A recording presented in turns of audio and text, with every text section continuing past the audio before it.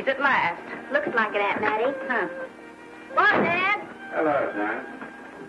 Well, daughter, how was the moving picture tonight? Lovely. Mice, that's what it was. Just a lot of mice. There wasn't anybody killed in the whole thing. Oh, well, then I'll stick to these. These don't talk. And that big cluck Norman Maine was in the picture tonight. Never does anything but kiss a lot of girls. Norman Maine is one of the best actors in pictures. You and your movies, that's all you think about. You shouldn't be allowed to go to them at all if you're asking me. Too bad I was so busy in the kitchen. I didn't hear anybody asking you. Hello, Granny. Hello, darling. But, of course, no one ever listens to me. They do if they're within 10 miles of you. Gathering around picture shows. House all cluttered up with movie magazines. And the other day, I caught her talking to a horse with a Swedish accent. Sis.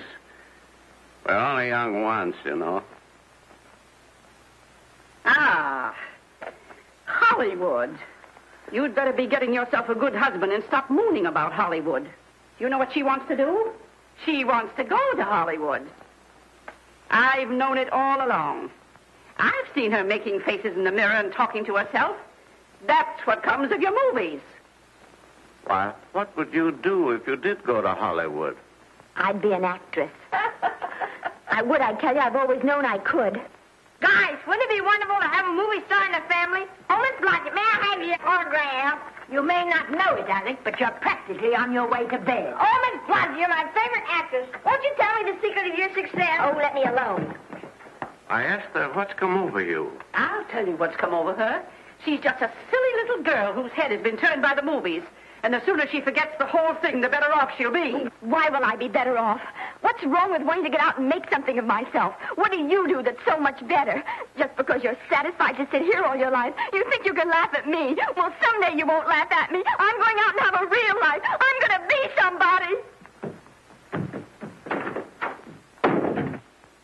Now, if it was spring, I'd say give her a good dose of sulfur and molasses.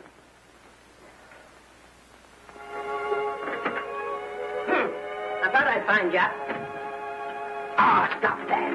Now, stop crying. That isn't going to do you a bit good. Oh, I'm crying because Aunt Mattie and Alec make me so mad. Oh, Alec and Aunt Mattie. Fiddlesticks.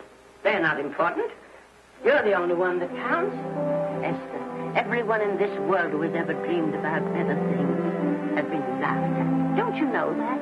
Oh, I suppose I do, But there's a difference between dreaming and doing. The dreamers just sit around and moon about how wonderful it would be if only things were different. And the years roll on and they grow old. And by they forget everything, even about their dreams. Oh, I don't want to be like that. I want to be somebody. Oh, yes. You want to be somebody. But you want it to be easy. Oh, you modern girls, give me a pain. When I wanted something better, I came across those plains in a prairie schooner with your grandfather. Oh, everyone laughed at us. They did at all the other pioneers. They said this country would never be anything but a wilderness. We didn't believe that. We were going to make a new country. Besides, we wanted to see our dreams come true. Oh, Granny, it must have been wonderful. It was wonderful. But don't you think for one single minute that it was easy, Esther Blodgett? We burned in summer and we froze in winter. But we kept right on going and we didn't complain because we were doing what we wanted to do. Can you understand that? Yes, I can. Could you do it? Could you do it even if it broke your heart? Because remember, Esther, for every dream of yours you make come true, you'll pay the price in heartbreak. Oh, I know what I'm talking about. You may not believe it, but I was a young girl once. And a very pretty young girl. A lot prettier than you are. And I was in love with your grandfather. And when some Indian devil put a bullet through him, it felt as if it had gone right straight through my heart, too. But I remembered all he taught me. And I went right on. I buried him out there on that wilderness with my own hands. And I went right on that same day. And I kept right on going. Even when your mother was born. Oh, Granny, I want to make it worthwhile.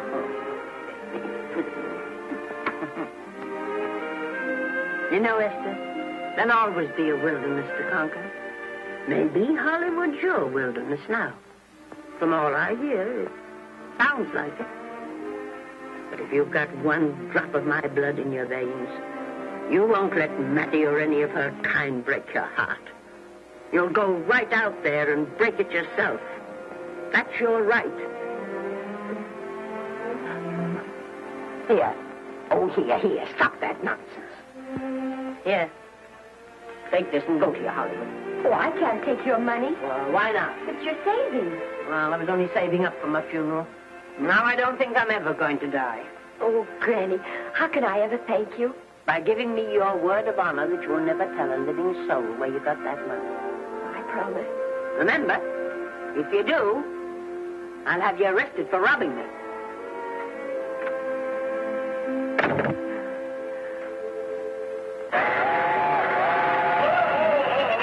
Here we are.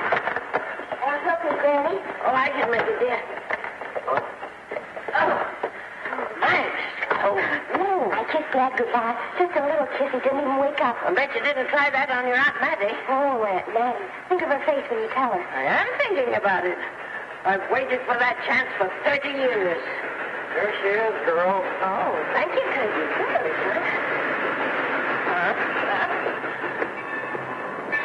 Well, come on. Here's your prairie schooner.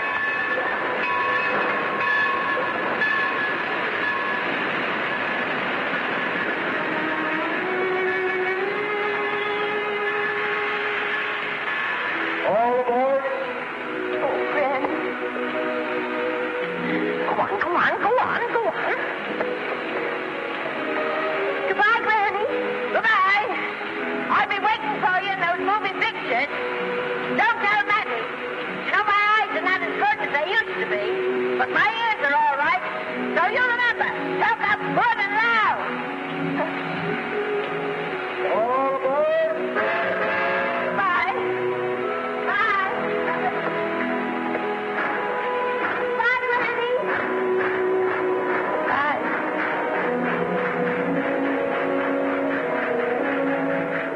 You want to go home now? I don't want to, but I will.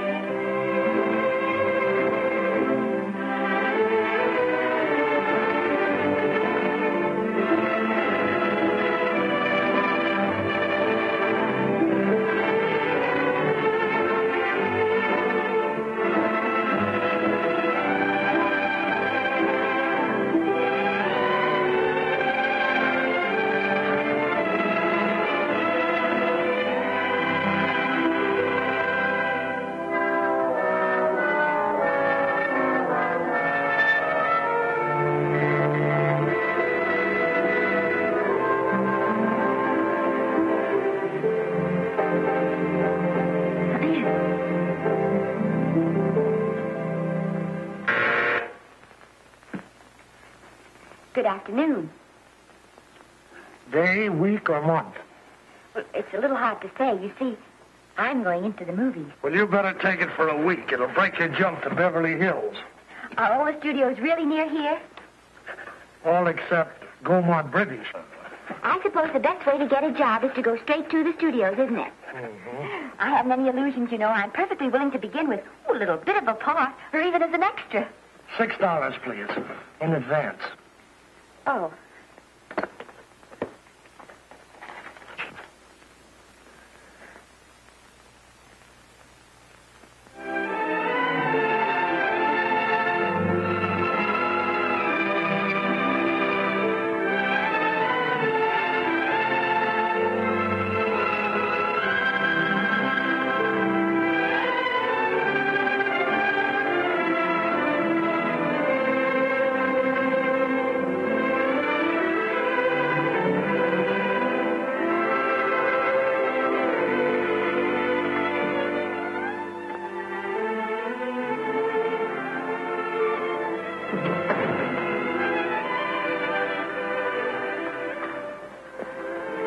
I beg your pardon. I'd like to register for extra work. How long have you been in Hollywood? Well, it's about a month now.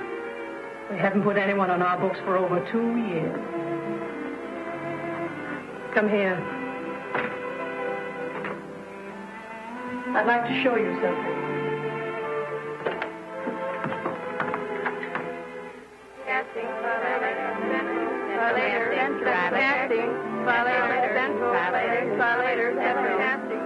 Every time you see one of those little lights flash, it's somebody asking for a job.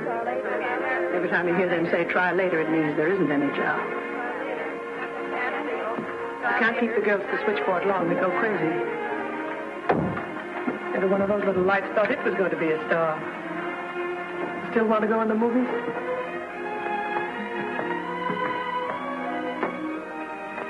You know what your chances are? 1 in 100,000.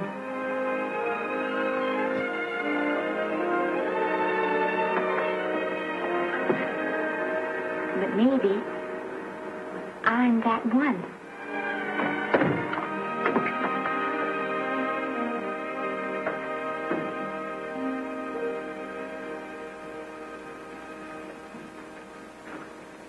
Any phone calls for me, Mr. Randall?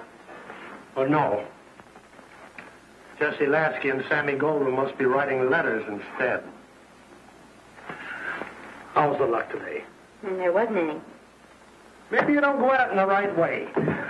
Now take Danny McGuire here. He knows the ropes. Don't you, Danny? Sure, I've had him around my neck for years.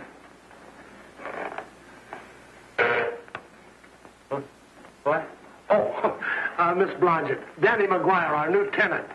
How do you do? Mr. McGuire is a big director. Oh, are you really? Oh, could you possibly use me in a picture, Mr. McGuire? Of course, I haven't had much experience, but I don't think that really matters if you're willing. And Now, I really listen, feel that... lady. In the first place, I'm not a director. I'm an assistant director. In the second place, if I had any jobs to give away, I'd confer one on myself. And in the third place, you should have stayed back home in the first place.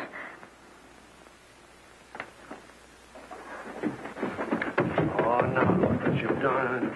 Hey, wait a minute. Hey, don't be that way. Don't do that. Gosh, I didn't mean to get tough, but a guy thinks he's being kidded when somebody asks him for a job and he hasn't got one for himself. After all, I'm not a big enough shot to hurt your feelings. I'm sorry. It wasn't just that. It was a lot of things. Looking for a job every day and never getting any nearer to it. I guess I was beginning to get a little scared. I know. Lady, do I know. Well, there's only one thing to do for that feeling when you're tired and sunk and down to your last nickel. Come on and I'll buy you a drink. Well, it's not as bad as down to the last nickel. I've still got $11 left. $11? You're going to buy me a drink. Come on.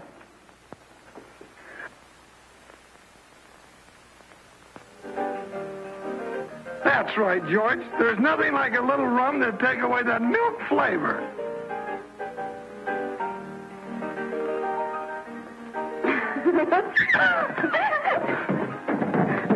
I beg your pardon. Certainly.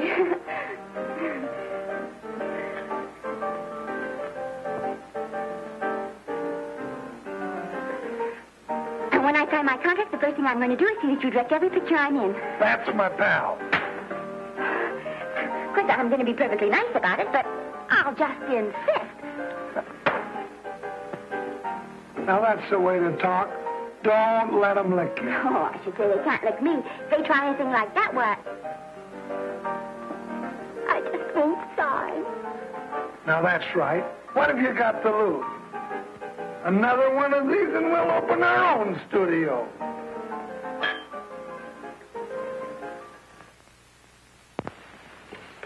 Bill rendered $24. Past due. Remit without further delay. Me.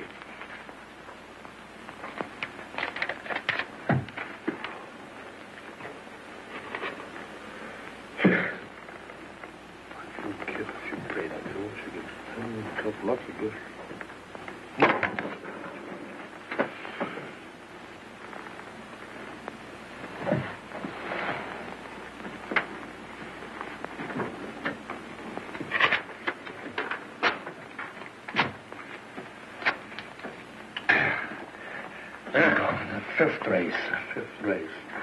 Try cap. Who's raising try cap?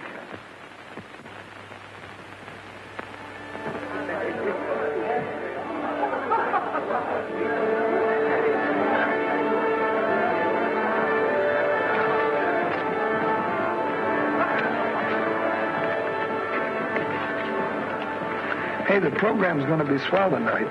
Now, you take this fella Beethoven. I'm a pushover for him. And Chopin, well, he's not so dusty either. But I kind of wish that once in a while they'd play something you could sort of go out whistling, you know, like Blood on the Saddle, Blood on. Well, there's a tune. Hey, why don't you throw your hat in the air or something, can't you? This is a celebration. My job starts tomorrow. I know it does, and I think it's swell, Danny. Gee, I wish you were in on it, too. But, oh, no, it would have to be a war picture. One of those big novelty numbers. A war picture without any beautiful women at the front. Oh, well, something will happen soon. Maybe. Why don't you go home, kid? Oh, Danny, I can't do that. I came here, and I've got to stay. Well, now, if it's on account of money, I can... Thanks, you've given me enough already. Anyhow, this is no time to be worrying. This is a party. Look at all the people. Everybody in the world. Oh. That's me in the name.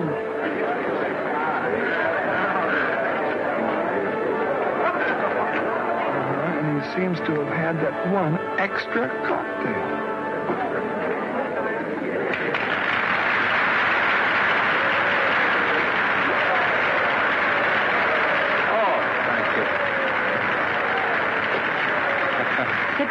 You dope. That's for the orchestra leader.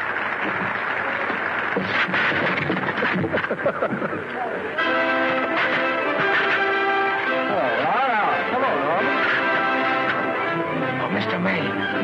Maine, put your arm around Miss Regis. Arnold, this is a Hollywood bowl. Oh, afraid of crowds. Go on, get out of here. What's the matter? You getting too big to bother with photographers? Don't want any pictures taken now. Oh, is that so? Well, supposing I take it anyway. Well, shove that brownie number 2 of yours down your throat. Thank you, Mr. Maine. No, stop it!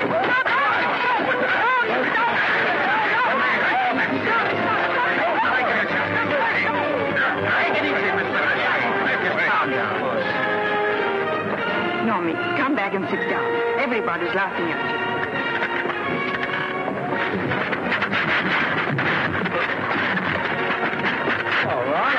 Hi, Norman.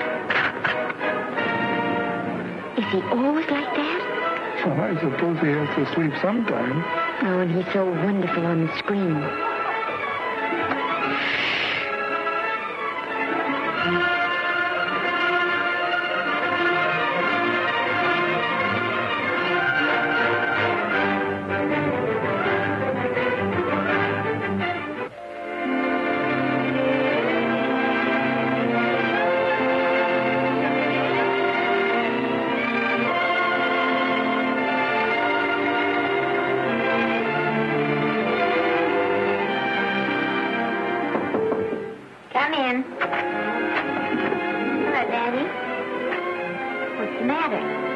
Well, believe it or not, I got a job for you.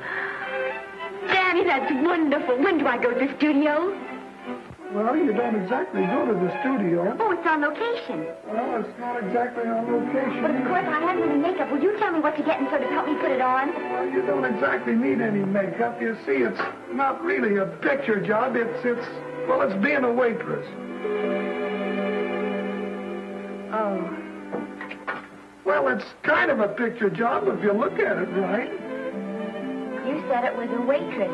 Well, it's waitressing for Casey Burke, the big director over at our studio. He's giving a party tonight to kind of celebrate on account of finishing the picture, and he wanted me to get him an extra waitress, and it's $5. And I thought of you right away, Esther. That was awfully sweet of you, Danny.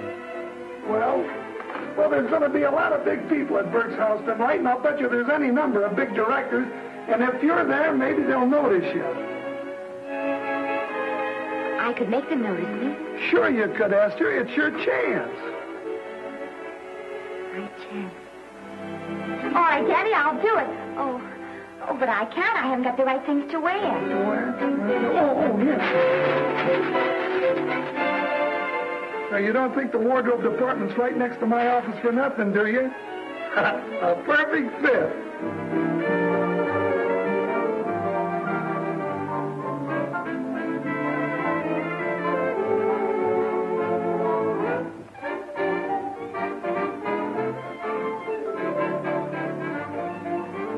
Did you get to the preview last night? I did.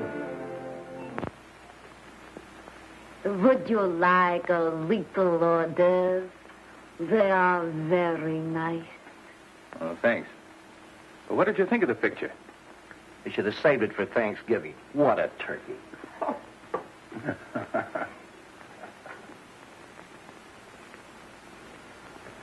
Will you have some hors d'oeuvre? You do like hors d'oeuvre, don't you? I don't think there's anything so enjoyable as hors d'oeuvre before supper, and these are rarely delightful.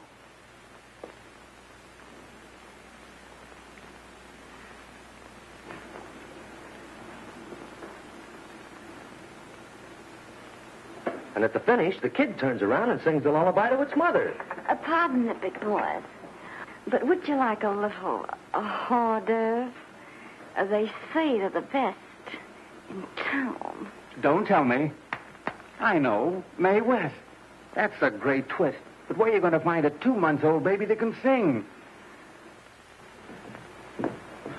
Hello, Oliver. Oh, hello, Casey. If you want to fire me now, wait till you see the picture. I'm not a director anymore. I'm a male nurse. What's the matter with the picture? A guy by the name of Norman Maine. His work is beginning to interfere with his drinking. Oliver, don't tell me I'm to direct his next picture, too. Mm-hmm. You were my favorite producer. Now, wait a minute. You just go right on with your directing. I'll take care of these stars. I know how to handle them. I had a serious talk with Norman after that Hollywood Bowl occurrence, and you don't have to worry any more about his behavior. Excuse me, Mr. Niles. Mr. Libby of your publicity department is on the telephone. He says it's most important, sir. It's about Mr. Maine. Thank you. Oh, it's probably just some little thing. Of course, Oliver. I'll turn on the radio and see if they've called out the National Guard yet. Hello, Libby. What's the good word? Mr. Norman Maine, America's Prince Charming, was apprehended driving an ambulance down Wilshire Boulevard with a siren going full blast. He explained he was a tree surgeon on a maternity case. Well, will it be in the papers? No, it won't be in the papers. But that's a nice, expensive hobby of yours, keeping Mr. Maine's informal entertainments out of the public press. Oh, that's fine work, Libby. Try and see that no one gets to Norman. He's probably home sleeping it off. All of them. Why can't you forget those dopes at the studio for one night? Business, business all the time. I don't know what's going to become of you. Norman. Why didn't you call for me? Oh, by darling, why didn't I call for you? In case you've forgotten, I was supposed to come here with you. Oh, that's all right. I got here without any trouble.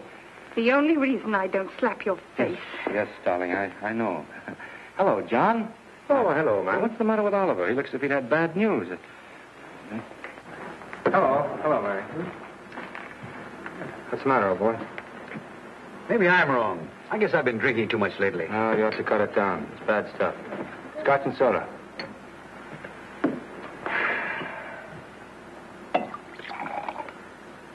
Come on. The word, you know, is pronounced when. Bad dialogue, Oliver. I'd rather not watch this. You know best. Soda. Thank you. Oh. Go ahead and say it. I've got it coming to me. Don't make it tougher on me, Norman. I don't want to stand here and preach. But take a look at my side of it. I'm trying to make pictures with you. I know. Costs are going up and the grosses are going down. No, it isn't that. I've made lots of money with you, and I can afford to take a loss. But I hate to see you going the way of so many others. Why don't you get Lloyd's to insure you against me? You can't get insurance against a man forgetting who he is. You're a great star, Norman, but there's nobody so big that he can afford to have people refuse to work with him. Who doesn't want to work with me? You... Quiet. Listen, I know plenty of people who do. Yes, and so do I. But your real friends can't stand seeing you start to fall apart. What do you mean by that? The first signs are always the same. Not being able to remember your lines. Cameraman struggling to cover your hangovers. And all because you have to have a good time. Every day and every night. Listen, I've warned you for a long time, Okay, Norman. Oliver, you're a swell guy. You won't lose any money on me. I'll promise you that. I'll be ready for the curtains when the time comes. When it does, here's my epitaph. And now I think I'll have a little drink. Scotch and soda.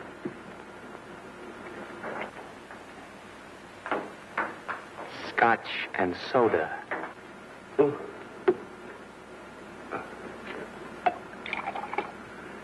Come on.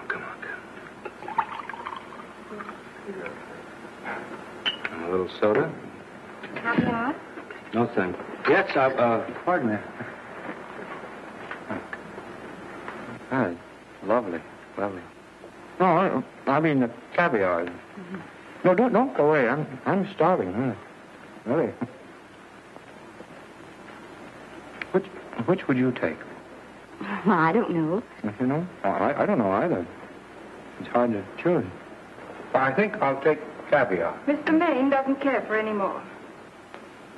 Do you know me? No.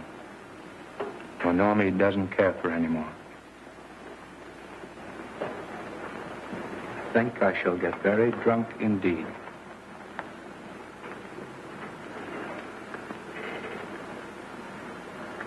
Scotch and soda. Sorry, I have something.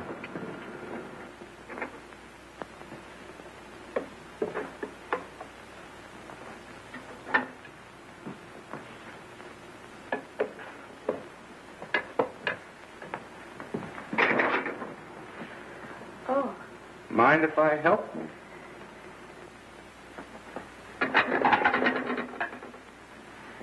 Won't they miss you?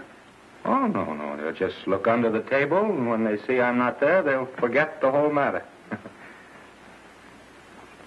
Hey, what's your name? Esther Blodgett. My name's Maine. I know. You do? Ah. What's so funny? I was just thinking about all your fans and how surprised they'd be to see you here helping me put plates away. Oh, they don't know my finer side. They'd be pretty envious of me, meeting you this way in person. Oh, you do? Well, tell me, are you disappointed? Yes. Now you've done it. Oh, never mind that. That makes the room look lived in. Tell me, why are you disappointed? I was sitting behind you at the Hollywood Bowl the night you didn't want to be photographed.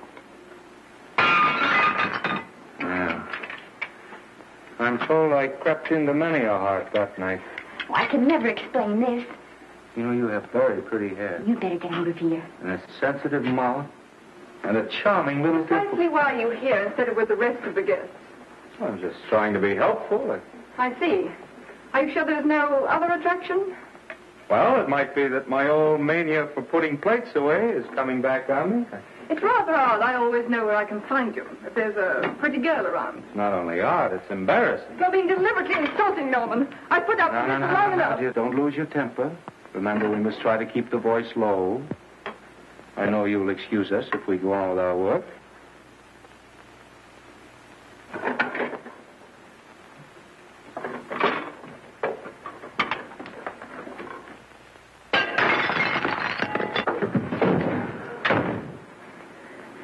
Now see what you've done.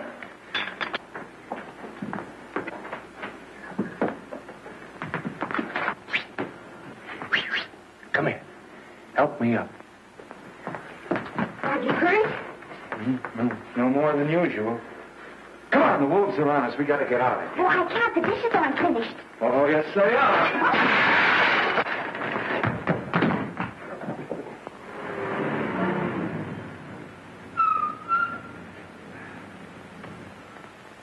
Well,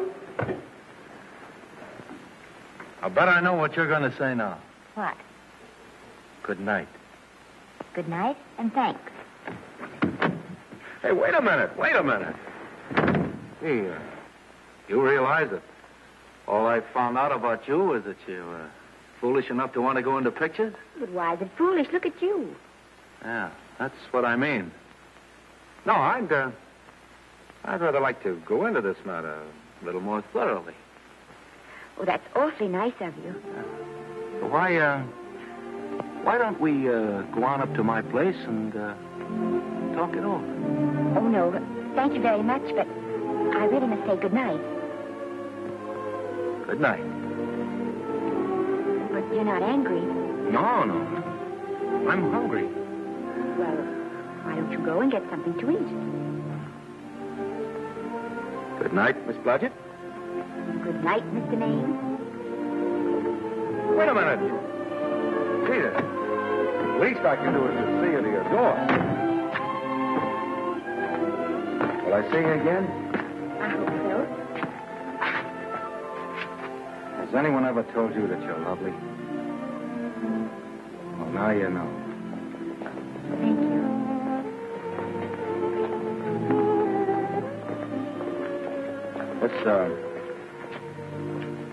It's hard to say, but I want to say it anyway. You know, on the screen, in private life, you know. But whatever I do, I still respect lovely things.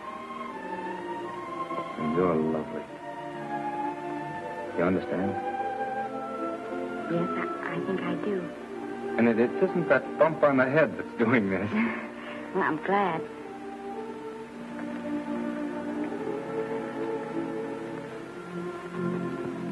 Good night. Good night.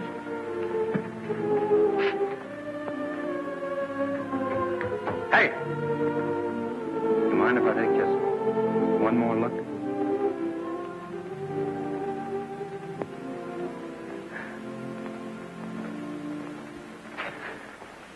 Go away. Quite impossible. I wouldn't even consider it. No.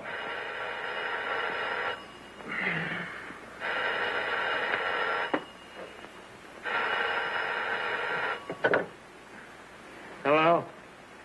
Who is it? Who? Norman? What have you done now? You're not in jail, are you? Oh. Yes, I see. Oh, it's that again. I see. She's beautiful. Yeah, I know. You want me to give her a screen test? Yeah, certainly. She's got wonderful possibilities. Oh, you know she's got something. Well, you knew all the other ones had something, too. Oh, no.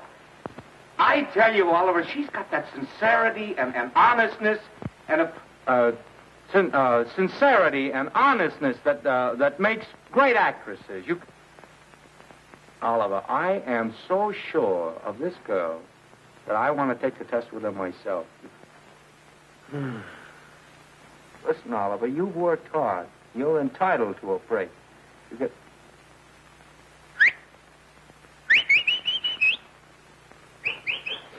Yes, I heard you. Anything. Yes. Yes. Yeah. Oliver, look. You try to get a little sleep now, old man. Right. All right, boy. Good night. Now tell us.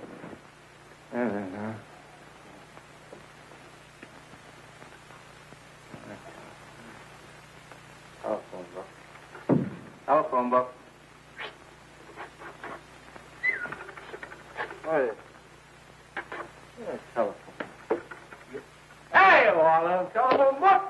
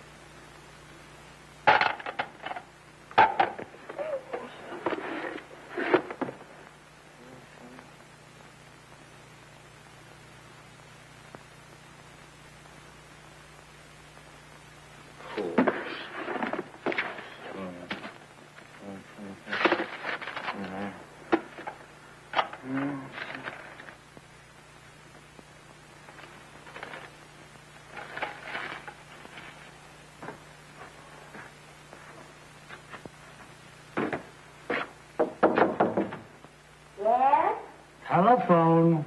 For me? Some drunk trying to be funny says he's Norman Maine. Oh, thanks. I'll be right down. And Miss Blodgett, would you give him a message for me? Tell him it's 3 o'clock in the morning!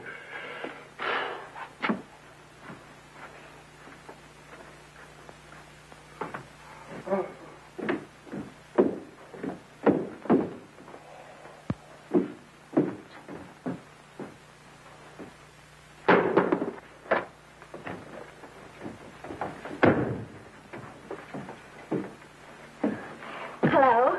What? Oh. Oh. Oh. Oh, yes. I'll be there. Oh, thank you.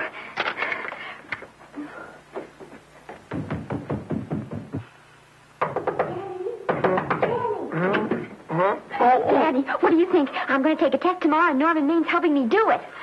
I'm taking one, too. Garble's assisting me.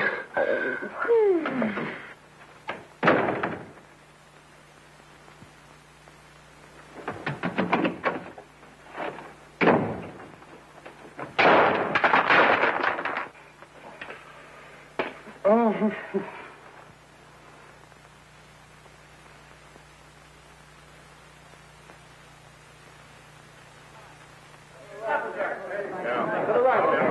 Move that gobo in. We're the silk on that broad. No, the Yankee. Is this light too hot for you, Hanley? Okay, but cut down on your backlight. Put a double on that 90. Bring it down a little. That's it. Now put it.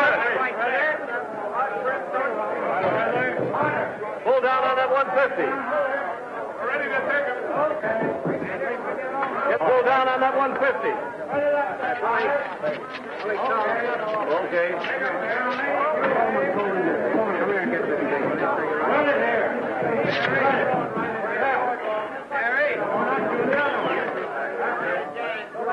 Bring me an apple box. Listen, gentlemen, please, if you don't mind. This is just a test. Ready, Mr. Burke? All ready, Mr. Burke. Ready, Mr. Burke. Ready now, Mr. Burke. All ready, Mr. Burke. Ready now, Mr. Burke. All ready, Mr. Burke. We're ready, Mr. Burke. All right, let's take it. Quiet! Quiet! Quiet! Quiet! Ready, Norman? Yeah. You ready, Miss, what's your name? You'll soon know your name, Esther. The whole world's going to know it. But I'm so scared. Maybe I better not try it today. Oh, come on. Now, don't be foolish. They all had to go through this. Harlow, Lombard, Myrna Loy, and now Esther Blodgett. All right. I'm ready. This is a take. Roland. Quiet. Dave.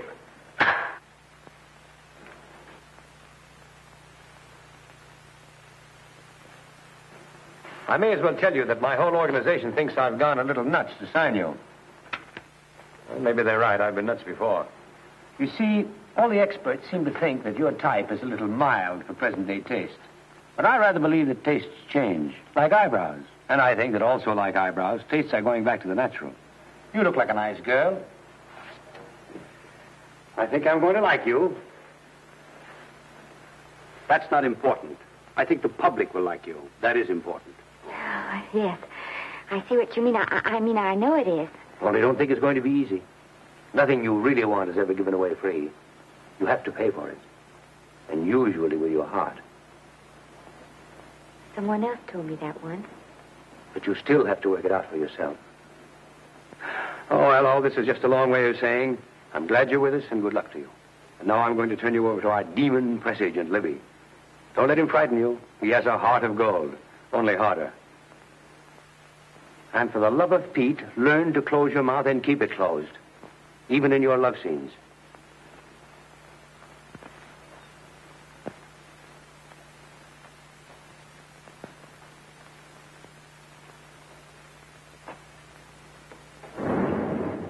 Are you a Russian? No, I was born in Fillmore, North Dakota. Oh, no. First saw light of day in a mountain cabin, a trapper's hut, high up in the Rockies. Go on. Well, I always wanted to be an actress. Dreamed of footlights as Lonely Kitty. Are you sure there's no Russian in your family? Positive. That's a shame. Well, what does your father do? He's a farmer. Social register-eyed father. Fed up with hypocrisies of 400, sought wilderness for consolation. There, amidst the mountain flowers, he raised another blossom. His lovely little daughter. What's your name? Esther Victoria Blodgett.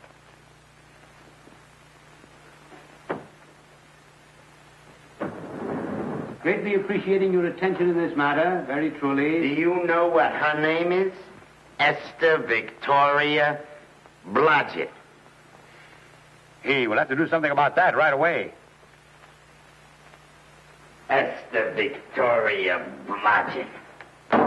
Well, that Blodgett's definitely out. Let's see, Esther Victoria, Vicky. How about Vicky? Oh, I think that's terribly cute. Let's see, Vicky. Vicky what?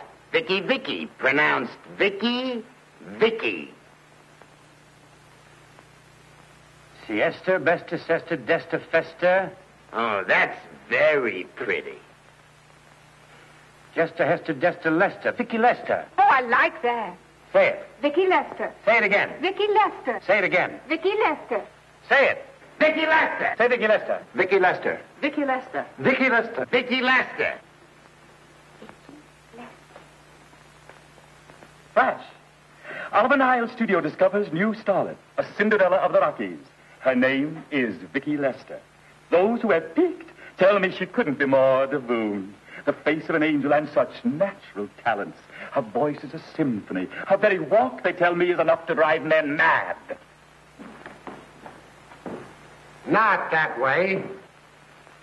Get the lead out of your feet. Lift them up.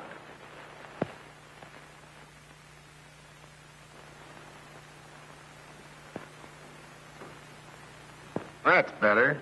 It's terrible, but it's better. The quality of mercy is not strained. It droppeth as the gentle rain from heaven. Cease. Through the mouth, my child, through the mouth. The nose is for smelling roses. Proceed. Does she have to look surprised all the time?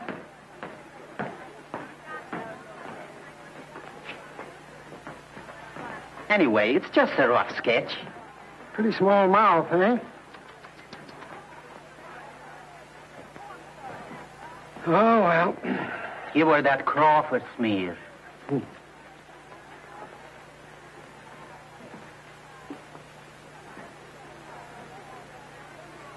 This'll give her that deeply... Yeah.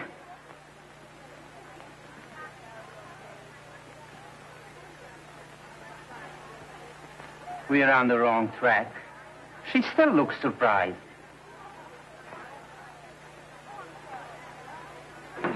Lift and dress, people. We're shooting on the set this morning, not in the commissary. Now, come on, snap into it. Acme Trucking Company? No. Mr. Smith is not in.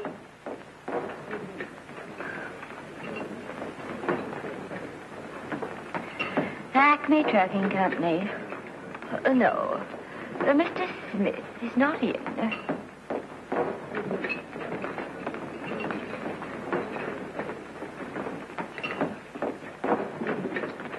Good morning. What can I bring you, Mr. Maine? That just shows how long you've been here. Mabel, bless you. How soon are you and I going to be married, huh? I don't know. You'll have to ask my mother.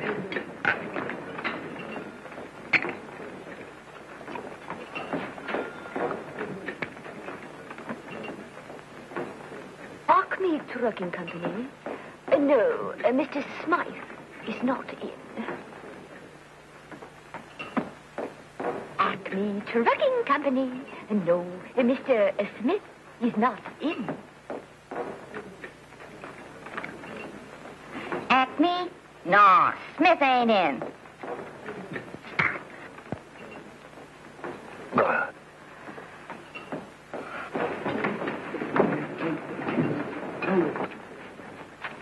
Acme Trucking Company? I'd like to speak to Mr. Smith, please. Mr. Smith is not... Oh, Norman. What's all this between you and Smith? I've got a part. It's only one line, but it's in the picture. Well, it's ambition that made you break that date with me last night. Well, I had to be here so early this morning. And So did I. I had to stay up all night to make it. You've started your picture, haven't you? No, we're still in the testing stage. You can't seem to get the right girl for the lead. Gee, you'd think with all the girls there are that... Yeah, I know, but this one's got to be different. She's got to be little and cute and sweet, intelligent. It'll blow me down. What? Will close my tired old eyes. Well, what is it? Hold everything. Come on. Come on.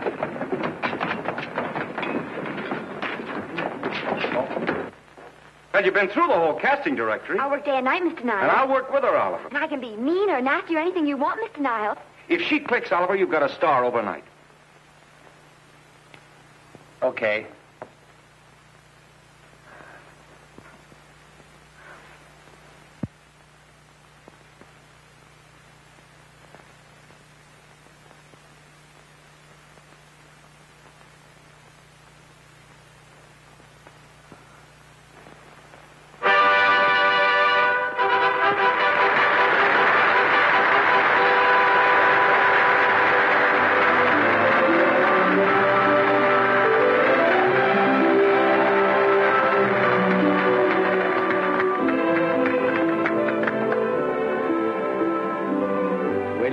The end of the picture.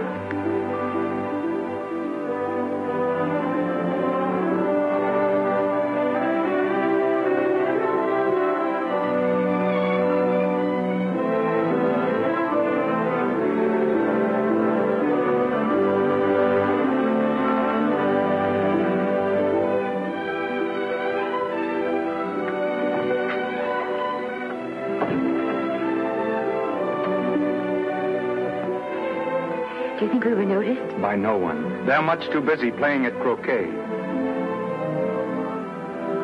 I've loved you all my life. But we only met 2 days ago. That's when my life began.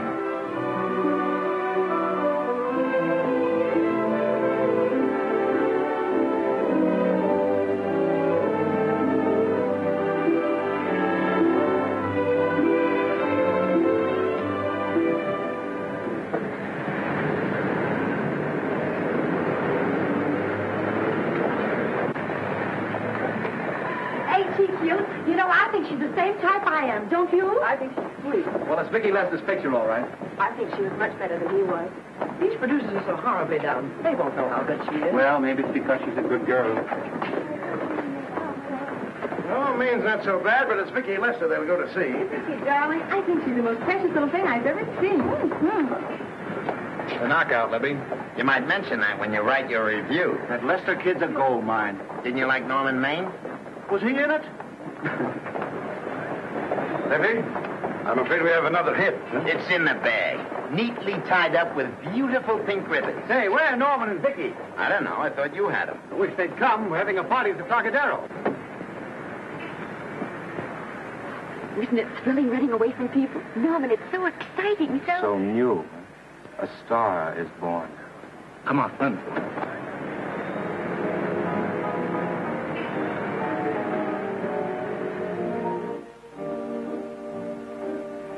It's wonderful, isn't it? Crazy quilt. Oh.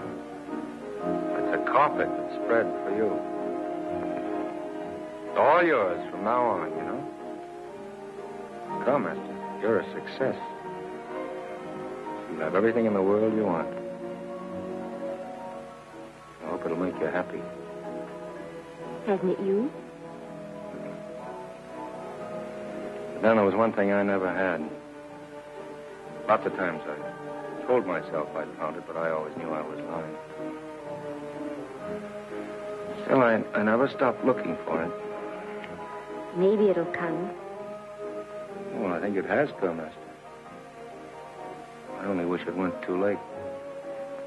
Oh, but it's not too late. Oh, you can't throw away your life the way I've thrown away mine and have anything left that's good enough. No. You can. Norman, you can. You mustn't tell me that, Esther. I'm so afraid that I'll believe it.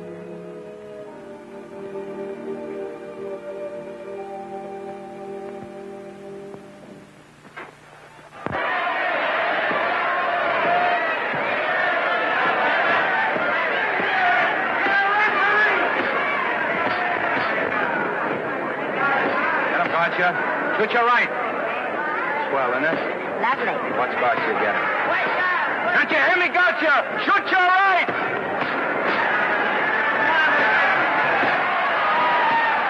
He's down! Gotcha, got him! Gotcha, got him! He did, didn't he? Yeah, but he'll be up, though. You like it? Sure I did. You like me? Sure I did. That reminds me, will you marry me? No, thank you.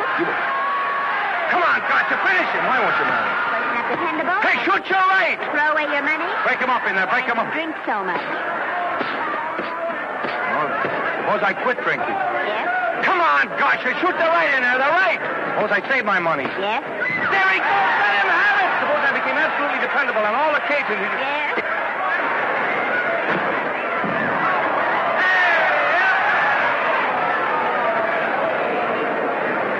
Hey, gotcha, he got him. He got him. He certainly did.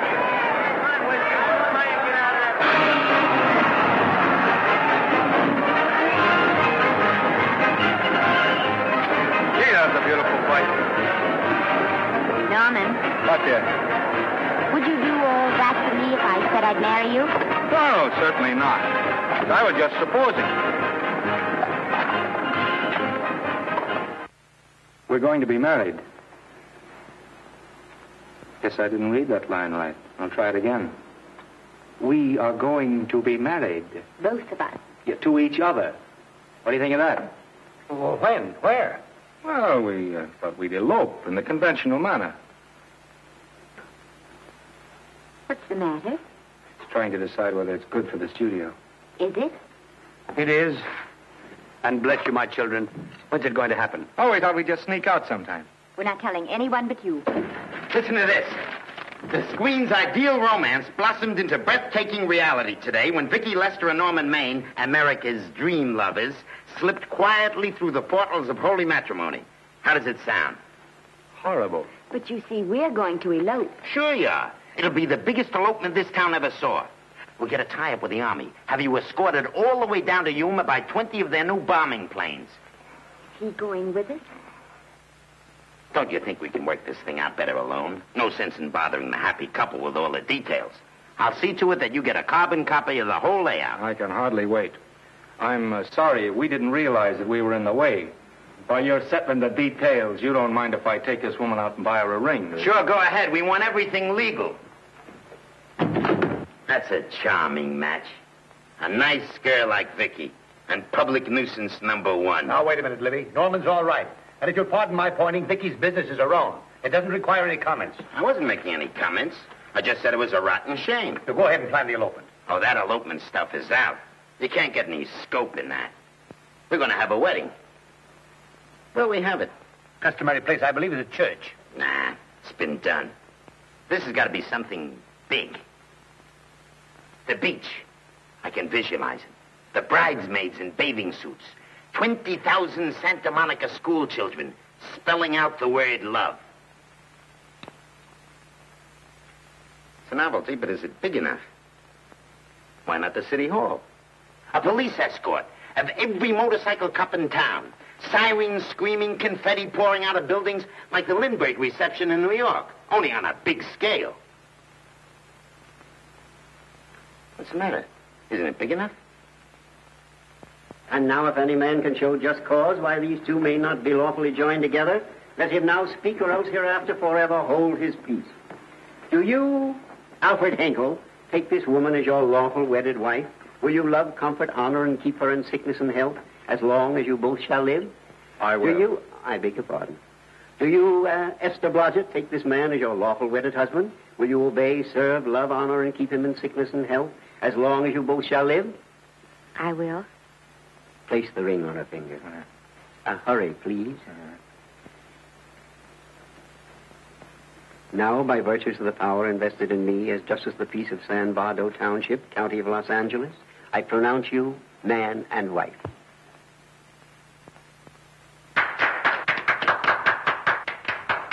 Quiet! And now I must exercise my prerogative of office. I hope you'll be very happy, Mrs. Henkel. Thank you. Thank you, sir. Oh, Thank Danny. you very much. Now, if you'll please sign the license. Oh, yeah.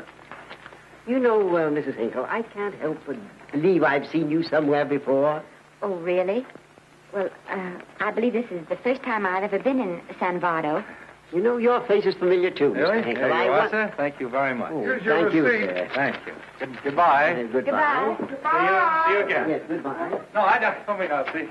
No. Yeah, I think you got by with it. But it was close. That JP was just beginning to remember where he'd seen us. Well, anyway, we got away from Libby.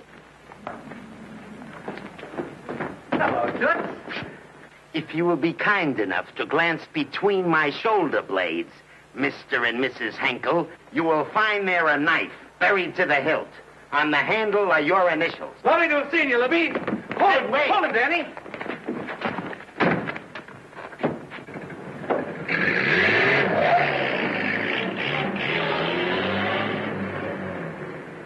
There go a couple of rats I raised from mice.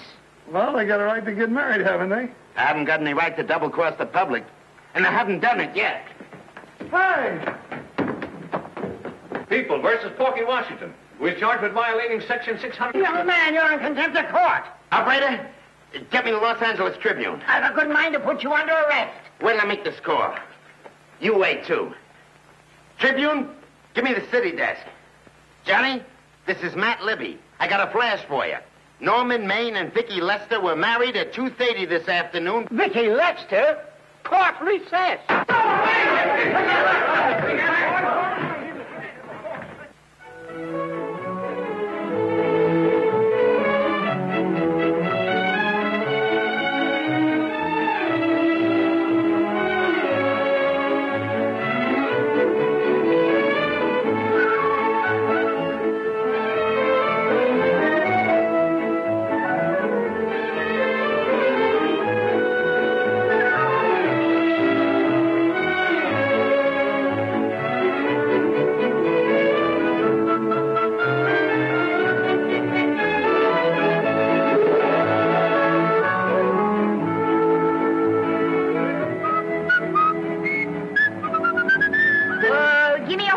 great big horse, a great big buckaroo, and let me wahoo, wahoo, wahoo!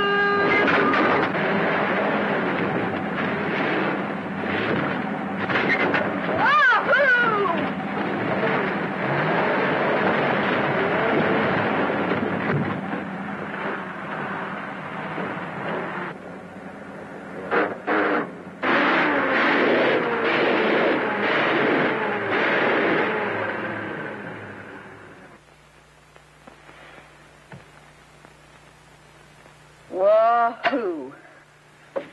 Hey, Wahoo. I don't want to sound immodest, but I think I've stripped the gear. Well, sit down, won't you, and let's get acquainted. We'll probably be seeing quite a bit of each other from now on. No. Might just as well break the ice now as later.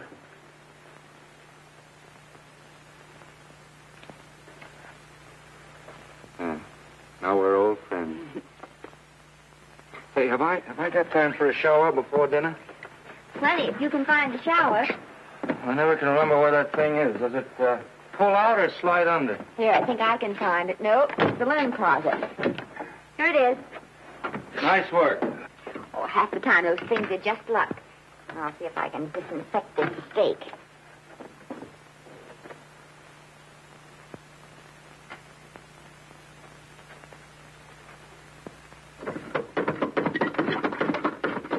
Esther, there's no soap. Here. Thank you. Oh, and that's, Yes, dear? I'll need a washcloth, please. Oh. How you fix the cigarette? You know I never smoke underwater. Well, what do I do to make this thing work? Pull that gadget at the top and pray for rain. Well, I can't reach it. I can't get my hands up. If you've gone in there with your arms down, you'll never get your bath. Unless you're a contortionist. Yeah, well, I'm not a contortionist, and don't throw that up to me now. You knew it when you married me. Will you close this door, please?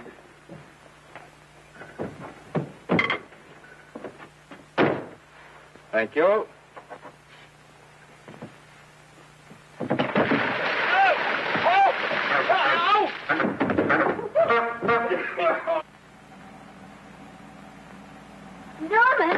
Norman, here comes the car. You got it? Huh? Here, quick. Quick what? Quick, go out and stop them and ask for help. Oh, I'll catch cold. Oh, you'll get warm again. Yeah. Don't you? They'll recognize me. Now, if you keep your face down, go on. There may not be another car for a week. What? Howdy, partner. Howdy.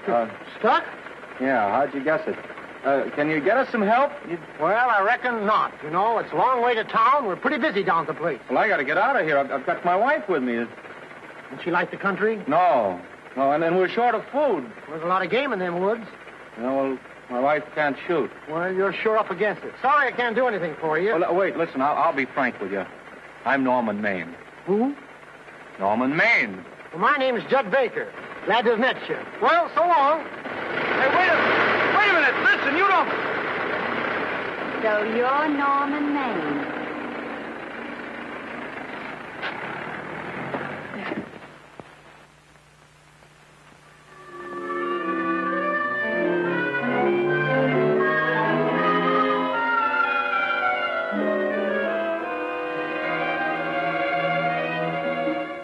I got my prestige to look out for. I'm supposed to be the best publicity man in the racket. And they laugh themselves sick when I even try to get a decent mention of Maine.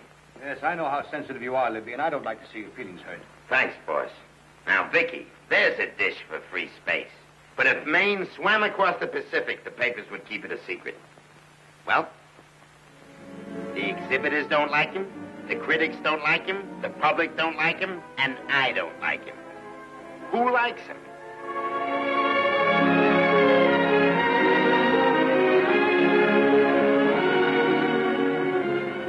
Oh, but, darling, this is almost too much of a surprise. And there I was in my touching innocence, thinking we were going to live at the beach house. Oh, we'll still keep the place at Malibu. But this is special. This is our castle. It used to be in the air, you know? We'll never use any ugly words like contracts and pictures and careers. When we come in those gates, we'll check the studio outside. Come on, I got another little surprise for you.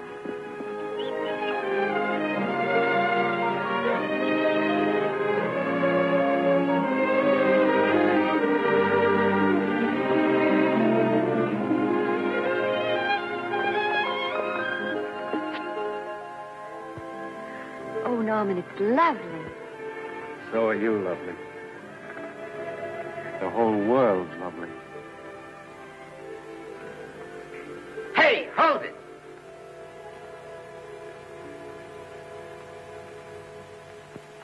That's it. Caption: their honeymoon never ends. All right, let's get some pictures. Now, if the bride will sit here and the groom stand behind her, we'll have something unique. Now let's go after something different. You sit down and she'll stand up. Pretty radical, isn't it? Yeah, but in a nice way. Okay, Adolphe, fire. Caption: their honeymoon begins anew. Ah, the producer. Caption: their honeymoon ceases abruptly. Hello, Oliver. Glad to see you. No, I'm glad you're back. Thank you. Vicky, how well you're looking. Hello, Oliver. Am I interrupting? Yes, thank you. Just want a couple more pictures. That's enough of both of them. What they're asking for is exclusives of Miss Lester. Alone. Oh, I see. Well, come on, Oliver. Let you and me get exclusive. See you later, Vicky. Oh, don't worry, Otto. My camera smashing days are over. Yeah. They ain't your only days that are over. Oh, hold that, Miss Lester. Gorgeous. Well, Oliver, how's the dividend situation? Very pleasant. I think we'll show $2 million on the next quarter. Oh, smart move of mine to sell my stock, eh? Oh, well, when you need money, you need it. Well, some people save up for just such an event. There's bound to be a rainy day occasionally. Yeah, but as a citizen of California, I've always refused to admit that. Yes, I know, but still it does rain. Well, anyway, you can thank me for some of those dividends of yours. Mm-hmm. Oh, can't you? Oh, sure. That was a little too quick, Oliver. The matter, the Enchanted Hour was a smash hit, wasn't it? Well, it made Vicky a star overnight. Yes, it should have. How about me? Oh, let's talk about business at the office, Norman. Beautiful pool you have here. Beautiful. Oh, now let's talk about it here. Didn't they like me? Well, maybe the pot wasn't just right. That was the best part of the year. Look, Oliver. You think I'm slipping? Can you take it? Yeah, go ahead. The tense is wrong. You're not slipping. You've slipped. Oh, my fan mail's still big. Norman. Fans will write to anybody for a photograph. It only costs 3 cents for a stamp, and that makes photographs cheaper than wallpaper. But every 25 cents they pay for a theater ticket buys them the right to be a critic. And your last few performances, Norman, have not pleased your critics. You remember I told you I'd be ready for the curtains when the time came? Here it is. Let's call off the contract, no hard feelings. We're not quitting, either of us. There's no explaining these things. We've all seen how the public turns. Maybe we can turn them back. I've got a swell script lined up for you. About Esther. If you think that I'm going to get in her way... Well, as a matter of fact, as it happens, there's no part in this story for her. I'd more or less planned to star her in a picture of her own. With that young Pemberton opposite her. He's coming along nicely. Good for young Pemberton. All right, Oliver. We'll make a try at it. Let's hope it's not too late.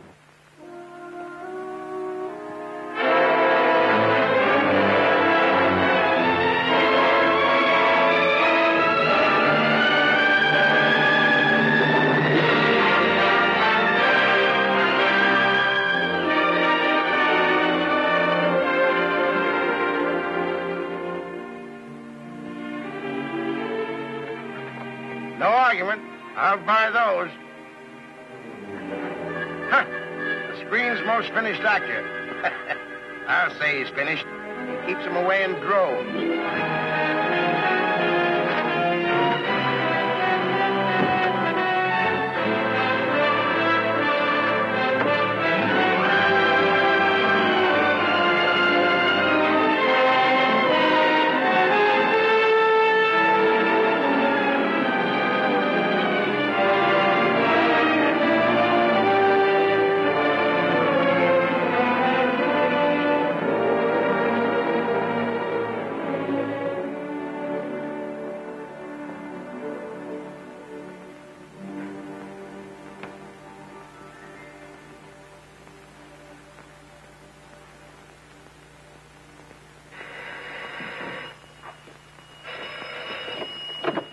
Hello?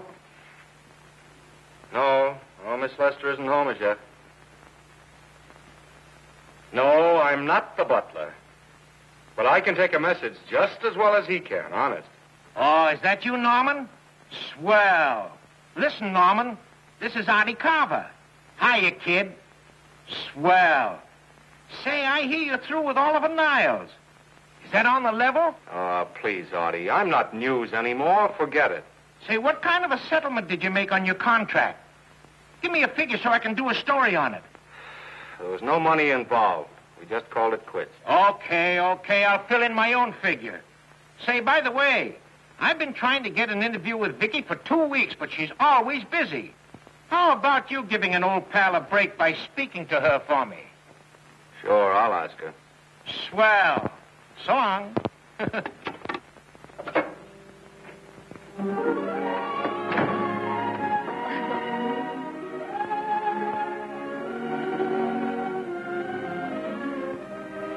I didn't mean to be late, darling, but Casey wanted All right. You're here now. What's new today? Nothing. Haven't been out of the house. Let's go somewhere tonight. No. You're tired. We'll stay in. I'm not tired, really. Oh, yes, you are. You've got a hard day ahead of you. Anyway, I see so little of you, I'd like to have you to myself. Oh, but it's the servants' night out. We haven't any. Yes, we have. I fixed a little snack with my own lily white hands. I'm learning to cook in my spare time. Then I think I'll marry you. I get it. You want to make an honest cook of me, huh? Comes in on wheels in this joint.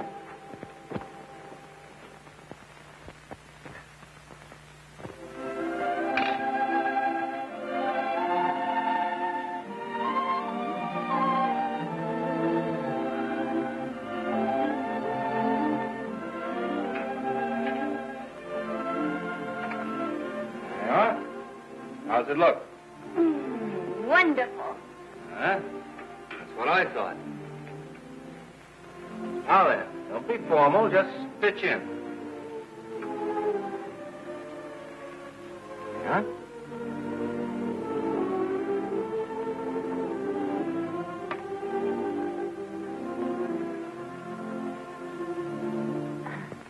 I'm afraid my mouth's not quite big enough. I'll measure it next time and make them to size. A little hard to lift, too. In fact, I think I'll take those measurements right now.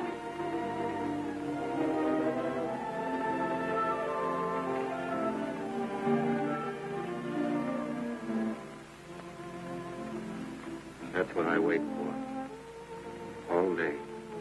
That's why I rush home without even changing my costume.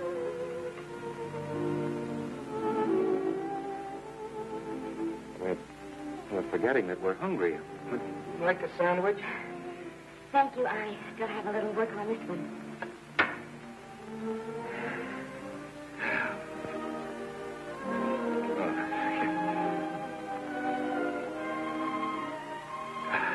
Norman, will you unhook my dress? I can't breathe. Hmm? You know, all the time I thought it was the kiss that made you breathless. A lot of hooks. Uh-huh. Why don't you have a zipper? That's a good idea. You better? Yes.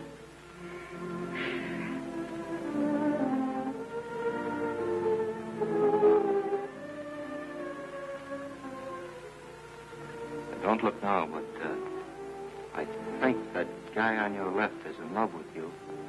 I hope so.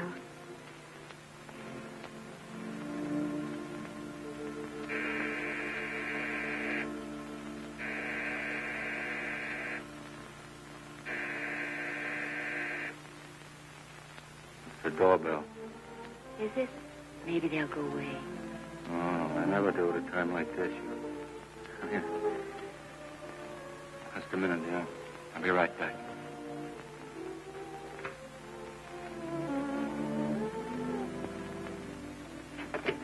Does Vicky Lester live here? Yes. I got a package for her. I'll sign for it. Well, who are you? I'm her husband. Oh, sure. I'm right here, Mr. Lester.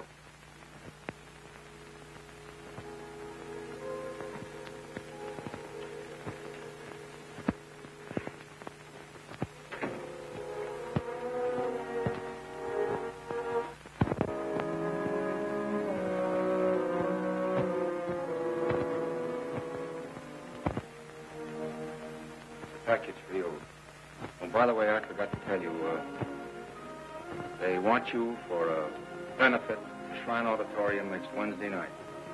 I told them I'd ask you.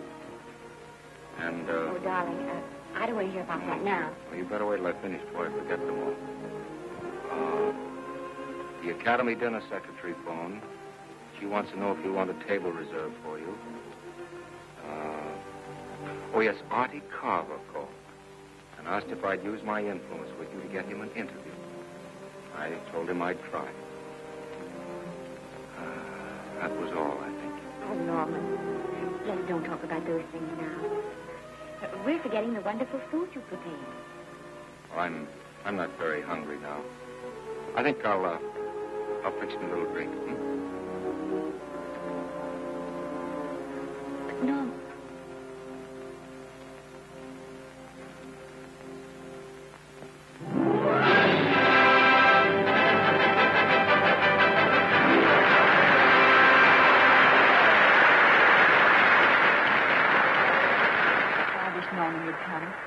Stop worrying.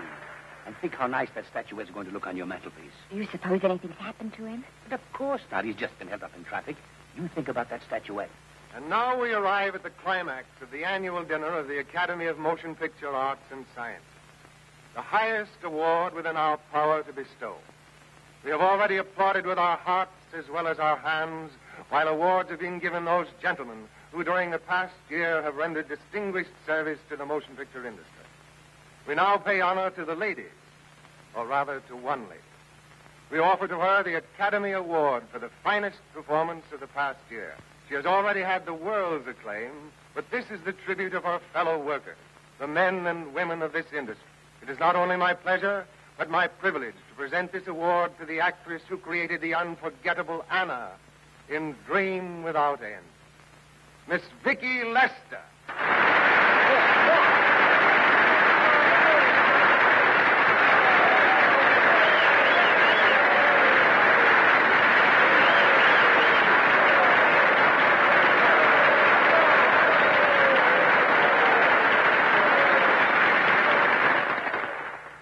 What more can we say, Miss Lester? This says it all for us.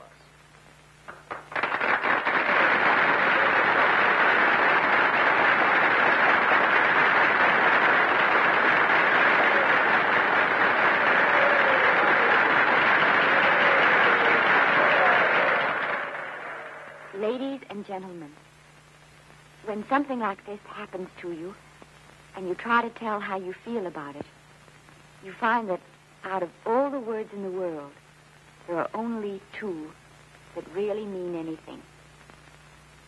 Thank you. All I can do is to say them to you from my heart. All I can do is to keep on saying them. Hey, that's fine. All the same. That's a very pretty speech, my dear. Very pretty. You said the right thing. I want to be the very first one to congratulate you on that valuable little piece of bric-a-brac. Now I want to make a speech. Gentlemen of the Academy and fellow suckers, I got one of those once for a best performance. They don't mean a thing. People get them every year. What I want's a special award, something nobody else can get. I want a statue for the worst performance of the year. In fact, I want 3 statues for the 3 worst performances of the year, because I've earned them. And every single one of you that saw those last masterpieces of mine knows that I've earned them. Libby, start the music. What I'm here to find out is, do I get them or do I get them? Now answer yes or no.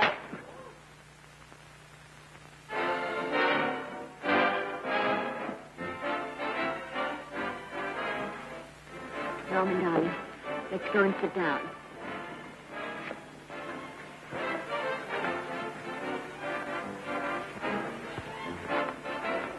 Come on, Norman, sit to that. That's for you, Norm. Hello, Norman.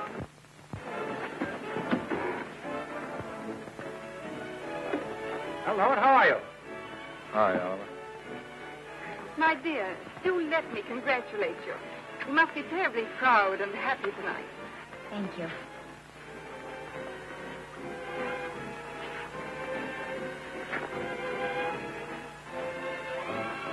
Somebody give me a drink.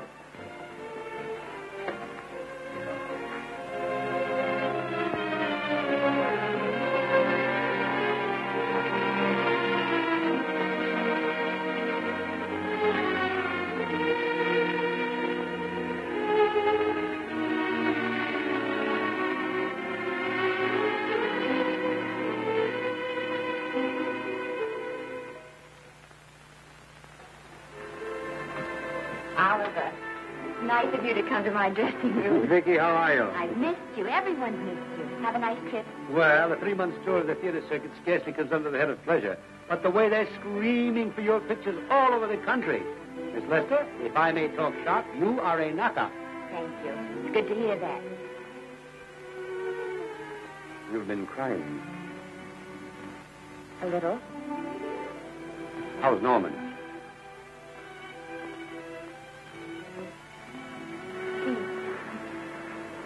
Well, he's trying awfully hard, Oliver. Letting Norman leave this studio was the hardest thing I ever did. There was nothing else I could do. I know. Has he been... Is he all right? He's gone to a sanitarium. He really wants to stop drinking. And I think he could only... Well, perhaps if he could start working again, there would be some encouragement. Oliver, could you do that? Oh, thank you. But he mustn't ever know I told you. He won't know, and you mustn't worry. I want you to keep up your good work in this picture. I'll try, Oliver. That's the one thing I can do for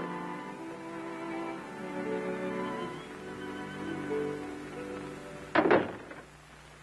If you'll just sit here, Mr. Niles, I'll have Mr. Maine brought down. Thank you. Brought down.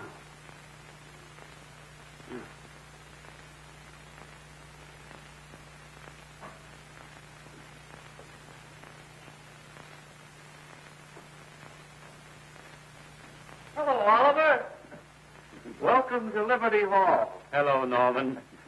Well, no, Mr. Niles isn't slipping me a case of scotch, Cuddles. This is just a handshake. This is Cuddles, Oliver, my social secretary. We go everywhere together. How are you feeling, Norman? Fine. Getting along remarkably well, Cuddles tells me. He says you ought to see some of the boys. Let's sit down. Yeah.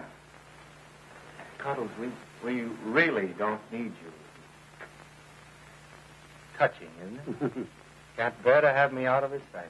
Are you comfortable here, Norman? Comfortable. It's positively luxurious. They even have iron bars in the windows to keep out the draft. How much longer are you going to be here? Oh, well, I'm really cured now. I'm just staying on for an extra week or two to get in good shape, you know. After all, there's no particular hurry to return to the cameras. That's what I wanted to talk to you about. I've got a script with a fine part for you in it. Gee, Oliver, that's great. That's great. Who plays opposite me? Well, it is not exactly the lead. Young Pemberton's doing that. But I tell you frankly, I consider your part better than the lead. Oh, I see. It's better than the lead. Well, of course, it isn't terribly long. But it's one of those parts that makes an impression on you. They'll be thinking about you all through the picture. Mm-hmm. Well, the thing is, Oliver, I'm pretty well set at another studio. I'm not at liberty at the moment to tell you which one. You know yourself how those things are. Of course. But it's a big picture. It's one of the biggest of the year. Mm-hmm. And the part. Every actor in Hollywood would give his teeth to play. Hey. Well, that's fine, Norman. Naturally, that will tie you up for a while. But we won't get to this picture for some time. And perhaps, if you want to consider it for later on, well, I'll tell you, Oliver, you'd better not count on it. See, I've got several pictures lined up after this one, and they're talking to me about England. You know, they're doing some very interesting things over there, you know. Mm-hmm. Hey. What is it, Cuddles? Speak right out. We all love you. Your dinner. Oh, here we dine at 5:30 here. It makes the nights longer. Well, goodbye, Norman. I'm glad to see you getting along so well. Be out in no time. I'll have to introduce myself all over to a lot of people. They won't know me when I'm not drinking. Goodbye. Goodbye, Norman. Thanks for dropping in. Well, Cuddles? Alone at last, eh?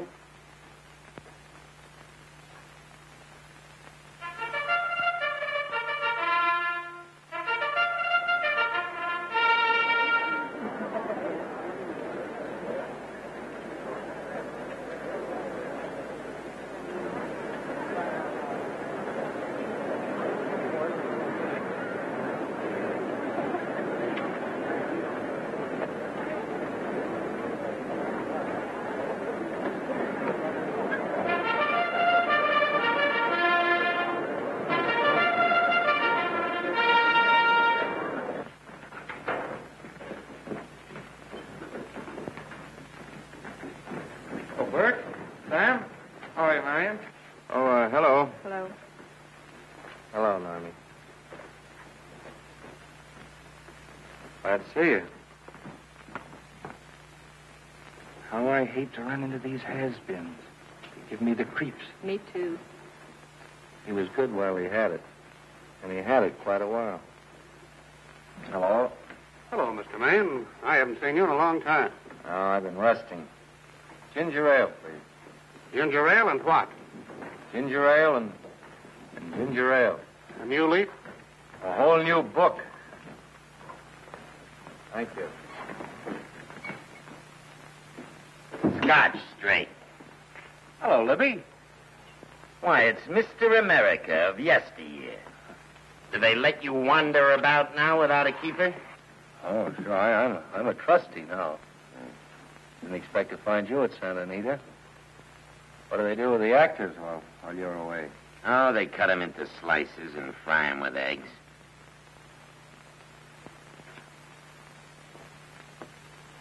I suppose you'll be here all the time, now that you've retired from the hurly-burly of the silver screen. Well, we're living down in Malibu now and pretty lonesome with Esther away working all day. Well, I wouldn't squawk about that if I were you. It's nice to have somebody in the family making a living. Oh, wait a minute, Louie. I don't want to forget that we're friends. Friends, my eye. Say, listen, I got you out of jams because I had to. It was my job, not because I was your friend. I don't like you, and I never have liked you. Nothing made me happier than to see all those cute little pranks of yours finally catch up with you and land you on your celebrated face. Pretty work, Libby. Always wait till they're down, then kick them. I don't feel sorry for you. You fixed yourself nice and comfortable. You can live off your wife now. She'll buy you drinks and put up with you even though nobody else will. Wait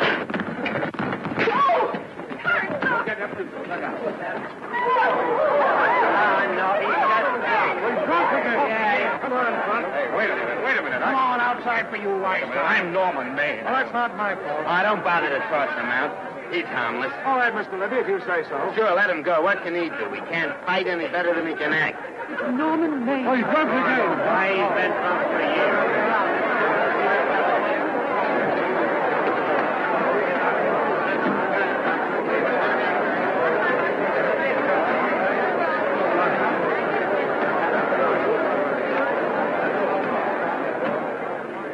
Give me a scotch. Double.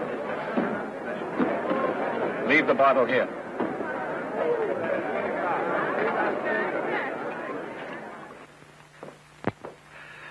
Vicky, you'll be ill. Why don't you try to get a little sleep? But he's been gone 4 days. 4 days and not a word.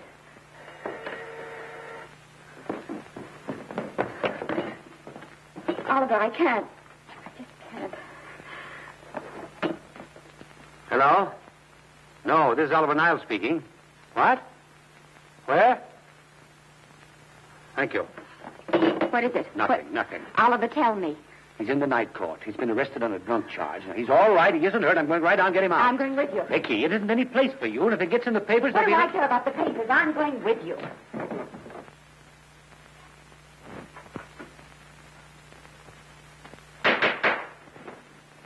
Division 30, Municipal Court, County, Los Angeles, now in session. The Honorable Judge J. Parrish presiding. Be seated, please. Were you able to do anything? Judge wouldn't even see me. Ready, Your Honor.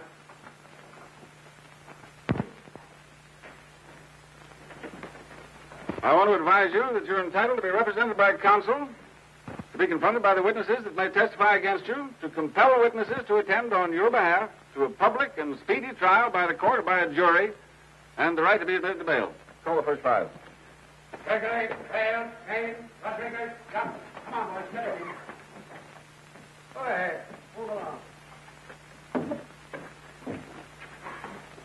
William Gregory. Yes. Plain drunk, picked up at 5th in town. Asleep in the gutter. 14 similar offenses in the past 6 months. Still at it, Gregory. How do you plead? I don't feel so bad. I didn't ask you how you feel. I asked you how you plead. Guilty, I guess. When did you get out the last time? Just before Christmas.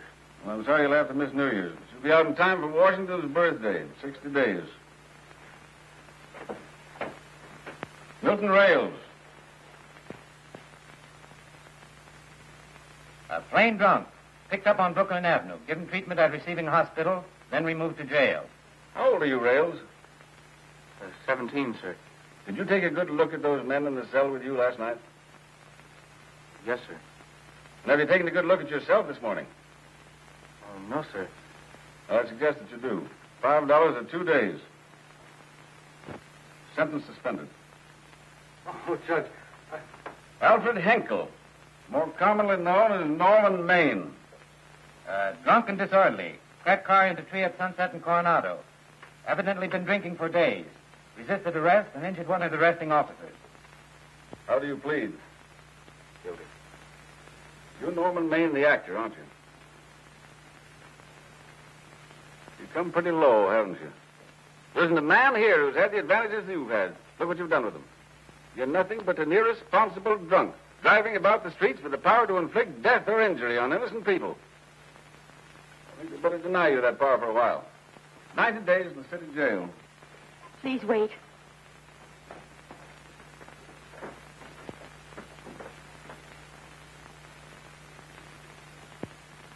I'm his wife. Yes, I recognize you, Miss Lester. Please, Judge. I promise you this won't happen again. I'll be responsible for him. If you just won't send him there. You realize that this man, when drunk, is obviously a menace to public safety? And you realize, too, Miss Lester, the responsibility you'll be assuming to this court and to the Commonwealth. I do. Sentence suspended. Prisoner remanded to custody of wife. Thank you. You can get him at the jail entrance, madam. Jose Rodriguez. Plain drunk, picked up at 1st and Main. Second offense. How do you plead? I think I'm guilty, Your Honor. 60 days.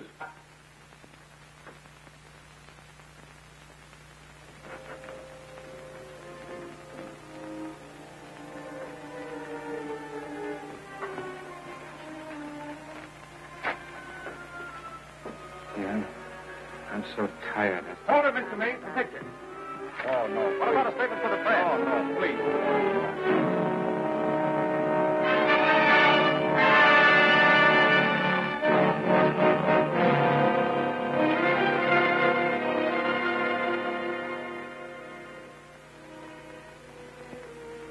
Instead of sleep, finished with you all day. It's the best thing for him. Awful to see this happen to someone you love. And know in your heart that it can't get any better. I only know that all I can do now is stay with him and try to help him. So will I. And between us, we'll take care of him. You're very fond of him, aren't you, Oliver? I'm very fond of both. Then I know you'll understand what I have to tell you. And after what happened last night, I think you already know what it is. I can't do any more pictures. I'm going away for good with Norman. You can't do that, Rick. You're at the very peak of your success. And you've worked so hard to achieve it. That's what's been wrong. And I've thought it all out. Maybe if I hadn't been away from him so much, last night and what went before, it wouldn't have happened. And I know it's too late to think about that now, but it may not be too late to go away with him and start over somewhere. It's your life you're giving up, Vicky. So I can try to give Norman back his. Can you honestly tell me I'm wrong to do it? No, Vicky. I can't honestly tell you that. Then there'll be no more Vicky Lester.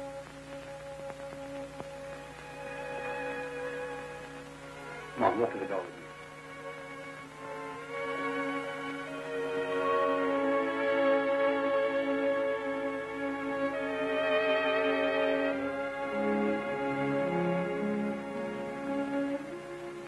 Goodbye, Vicky Lester.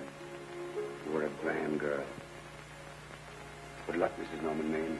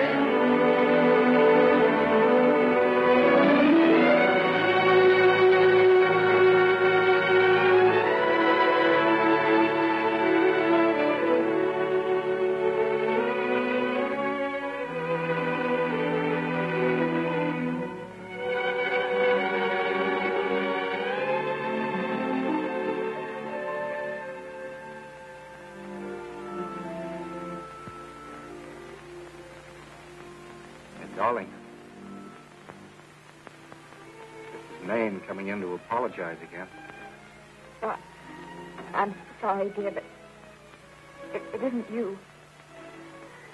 What other troubles have you got? None. I was just playing a scene with myself. Now, look. I'm just coming out of the jitters, and you're just going into them. This is a swell household. Isn't it? I'll tell you what we'll do.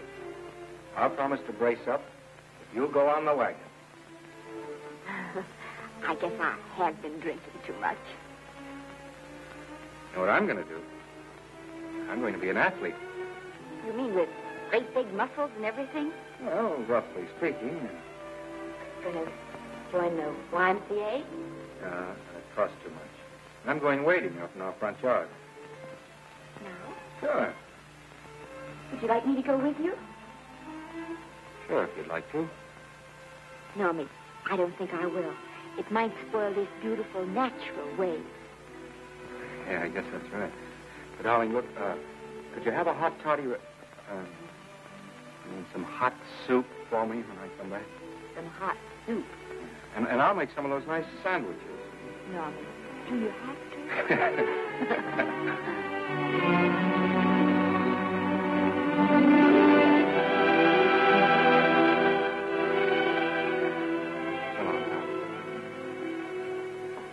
Now, don't stay in too long.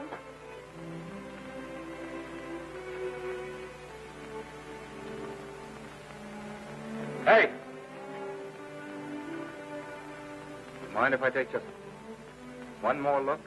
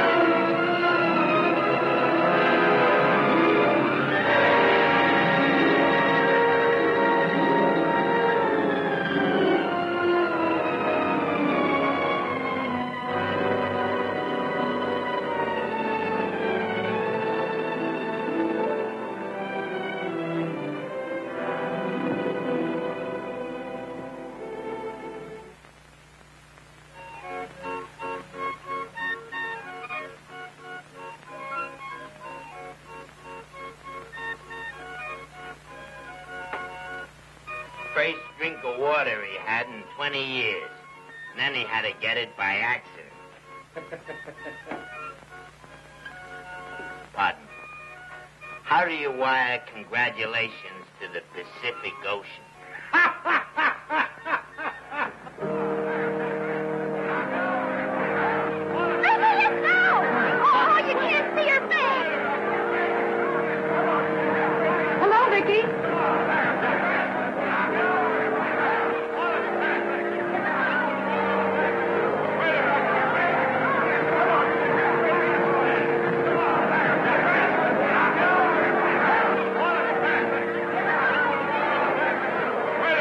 Can't you? Come on, Vicky, let's see your face. Vicky, will you sign my book for me? Write this is Norman May. Don't you care, Vicky. You get over it. Stand back, can't you? Don't you cry, dearie. He wasn't so much.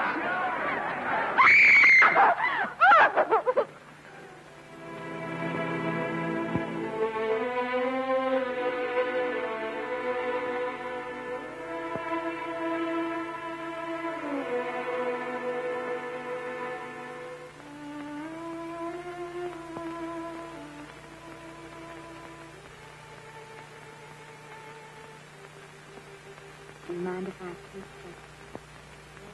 one more look?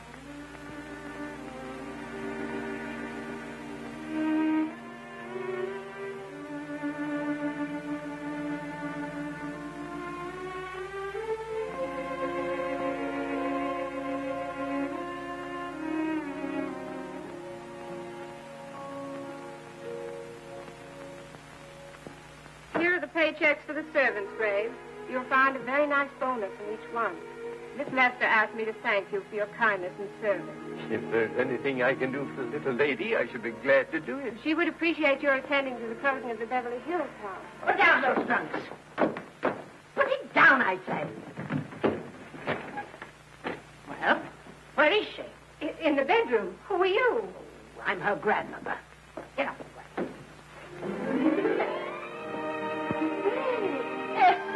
Granny, darling.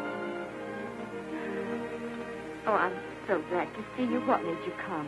Oh, I know when I'm needed. Now get out of here. Go on. Get out of here, all of you. I want to talk to my granddaughter alone. I came just as quickly as I could. But I'm going home. I sent you a wire yesterday.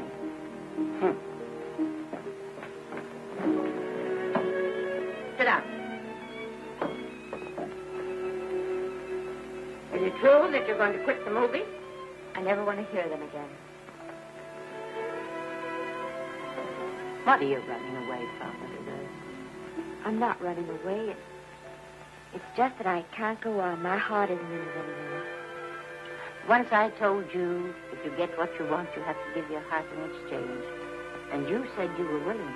Do you remember? I remember. It seems to me that you got more than you bargained for. More fame, more success, even more personal happiness. Maybe more unhappiness. But you did make a bargain. And now you're whining over it. I don't think I'd feel so very proud of myself if I were you, Esther. I'm not, Granny. My mind's made up. Well, and I'm sorry I gave you the money to come out here. You just wasted. Oh, but Granny... I was proud of you, Esther. I was proud to be the grandmother of Vicky Lester. It gave me something to live for. Now I've ended. I know. Oh, I want to be strong, but I can't go on. You must. Tragedy is a test of courage. If you can meet it bravely, it will leave you bigger than it found you. If not, then you'll have to live all your life as a coward. Because no matter where you may run, you can never run away from yourself. I never knew Norman Maine. He wrote me a very sweet letter when you were married. He said you told him how much I meant to you. And I know just how much you must have meant to him. You know, Esther, I can't believe that wherever he is, he can be very happy, knowing that his death broke the spirit of the little girl he praised me so highly for raising. And I can't believe that he can be very proud, knowing that all his great love did for you was to make you a quitter. The car is ready, Miss Lester. We'll have to go now to make the train.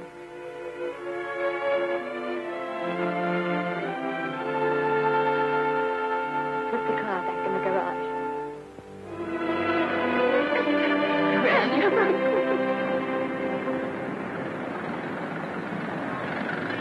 The entire picture industry has come to the Chinese theater for this opening tonight. It has come to pay tribute to a great star on her long-awaited return to the screen in what has been called her greatest performance. It has come to pay tribute to the girl herself. The girl who has won the heart of Hollywood. The girl who has won the heart of the world. Miss Vicki Lester. And if I'm not mistaken, Miss Lester's car has just driven up. Yes, it is she.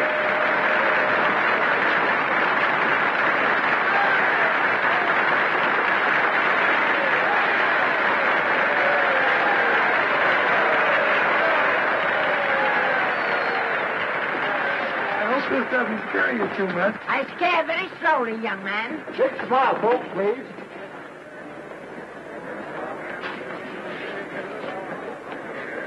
They'll have your mug, your face, plastered across half the papers in the country tomorrow. How do I look? Oh, you look swell. You're a liar, but I like you. And here's Miss Lester's grandmother. Won't you say a few words to the radio audience, please? Say something, Letty. You know, we've got a thing like that back home where they all listen in on, but we call it a party line. Won't you say something, please? They're listening. Maybe some of you people listening in dream about coming to Hollywood. Maybe some of you get pretty discouraged. Well, when you do, you just think about me. It took me over 60 years to get here, but here I am. And here I mean to stay. Thank you very much.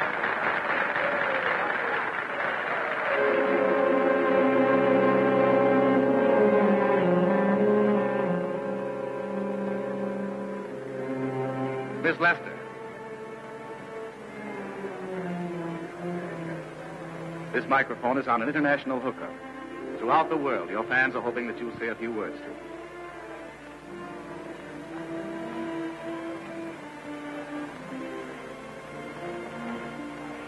Hello, everybody. This is Mrs. Norman Maine.